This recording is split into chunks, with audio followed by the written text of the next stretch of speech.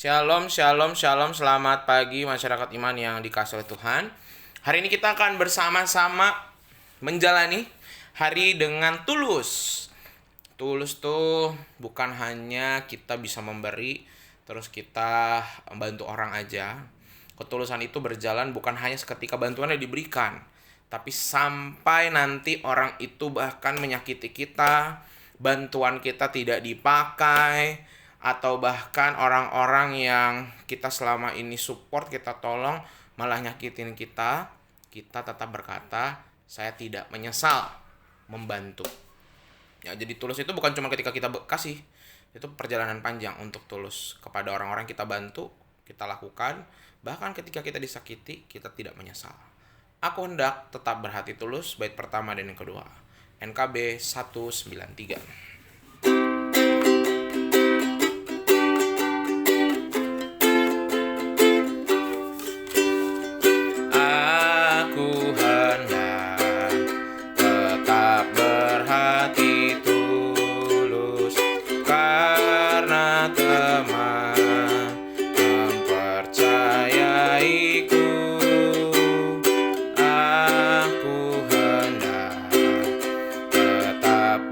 Jalan lurus karena teman telah mengasihiku, karena teman telah mengasihiku.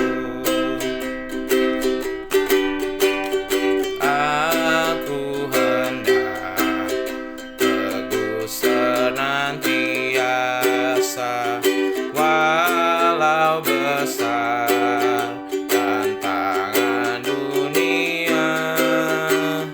Aku hendak tetap tegap perkasa karena ku tahu rintangan kan enyah, karena ku tahu rintangan kan enyah. Kita berdoa. Tuhan, kami percaya bahwa kami hendak berhati tulus, dan biarlah Tuhan yang menolong dan memampukan kami berjalan dalam anugerah Tuhan.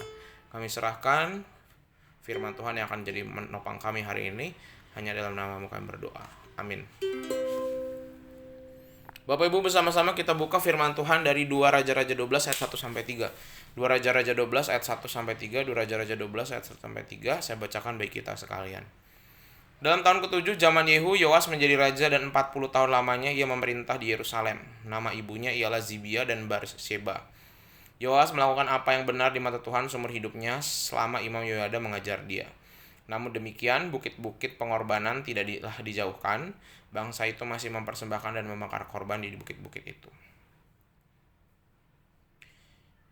Bapak Ibu Saudara dikasihi oleh Tuhan, noda di baju. Kita tuh kadang kalau pakai baju putih ya, atau baju-baju yang berwarna terang, yang polos, tanpa corak, punya satu resiko. Kalau kita pakai, kita kudu hati-hati. Kadang tuh ya, contohnya saya pakai baju putih kan anak-anak gitu ya, dari SD, SMP, SMA. Kadang kalau udah makan, lupa lihat kanan kiri, makan belepotan, itu tumpah. Dan kalau sisa-sisa bumbu, makanan, keciprat di baju putih, waduh, ribet.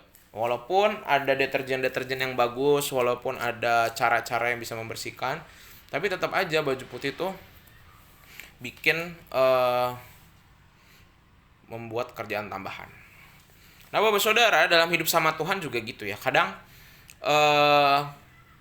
ketika kita mencoba hidup sungguh-sungguh benar di hadapan Tuhan, kadang makin kita berjuang berbuat baik, kita ketika melakukan satu kesalahan, maka akan langsung disorot sama banyak orang.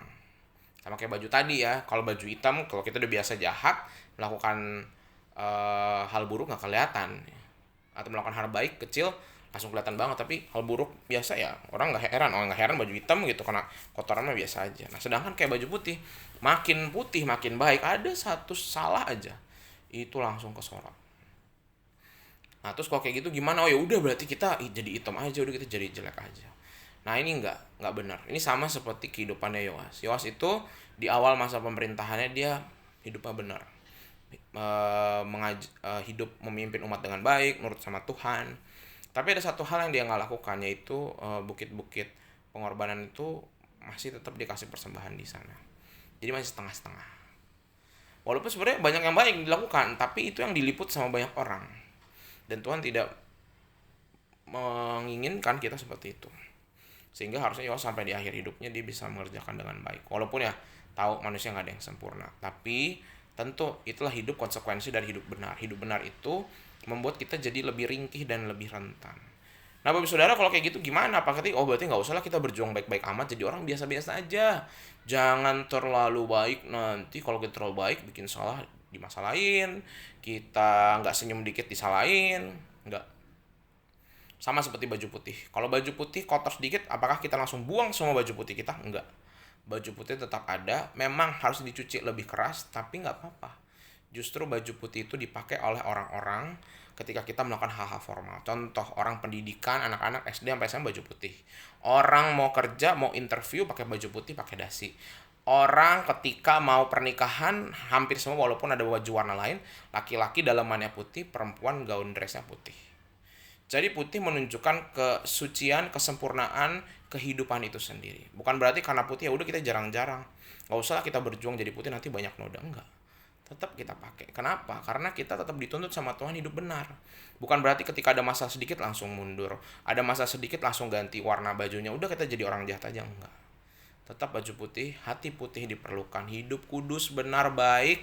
Kalaupun ada masalah, kita bikin salah, tetap kita perjuangkan jadi baik. Jangan berubah, malah udahlah sekalian aja kotor, sekalian aja hancur. Dosa gede, dosa kecil sama aja, sekalian aja buat dosa gede. Enggak, tidak seperti itu. Tetap usaha kita menjadi baik, itu yang diperhitungkan Tuhan. Sekali lagi, bukan hanya dosa yang utama yang dilakukan Tuhan hitung. Yang paling utama, Tuhan gak ngitungin dosa yang utama. Tuhan ngitungin bagaimana usaha kita berusaha jadi baik. Contoh realnya apa? Orang penjahat yang ada di kanan Tuhan Yesus, dari semua kejahatan dilakukan baru satu kebaikan loh di akhir hidupnya. Itu satu loh. Dan itu satu kebaikan juga bukan baik-baik banget. Dia nggak nyumbang orang, dia nggak berbuat baik, dia nggak memberi sedekah, enggak. Dia hanya mengatakan, dia hanya mengingatkan temannya bahwa nggak boleh ngomong itu memfitnah orang. Termasuk memfitnah orang baik seperti Tuhan Yesus. Dia cuma ngebelain dikit doang. Tapi Tuhan lihat itu adalah effortnya dia, usahanya dia. Jadi biarlah hari ini sama-sama kita belajar. Sekalipun rasa jadi orang benar itu susah, tapi ingat bahwa Tuhan tetap mengingat yang baik yang kita lakukan. Sama seperti kambing dan domba yang Tuhan ingat yang apa yang di domba lakukan di sebelah kanan Tuhan. Apakah kau telah mengunjungi aku? Walaupun kau juga banyak dosanya, tapi engkau mengunjungi aku waktu aku dalam penjara. Kau menolong aku ketika aku lapar. Kau memberi aku ketika aku telanjang. Semoga hari ini kita berjuang berbuat baik. Walaupun kayaknya cuma dikit yang bisa kita lakukan. Jangan pernah berhenti berjuang berbuat baik. Amin. Kita berdoa. Tuhan terima kasih firman-Mu hari ini mengingatkan kami untuk tidak berhenti berbuat baik. Mampukan kami berjuang hari ini. Dan sekalipun rasanya kami merasa gak layak berbuat baik, kami merasa perbuatan jahat kami lebih banyak, tapi itu kami mau sama-sama buang jauh-jauh. Yang kamu mau ingat adalah kami berjuang berbuat baik. Seberapapun, kecil, besar, kami berjuang. Kami serahkan kehidupan kami hari ini. Kami percaya hal-hal baik pun juga akan ada terjadi di sekitar kami. Hanya dalam nama-Mu kami berdoa. Amin. Selamat pagi, Tuhan Yesus memberkati, tetap bersemangat.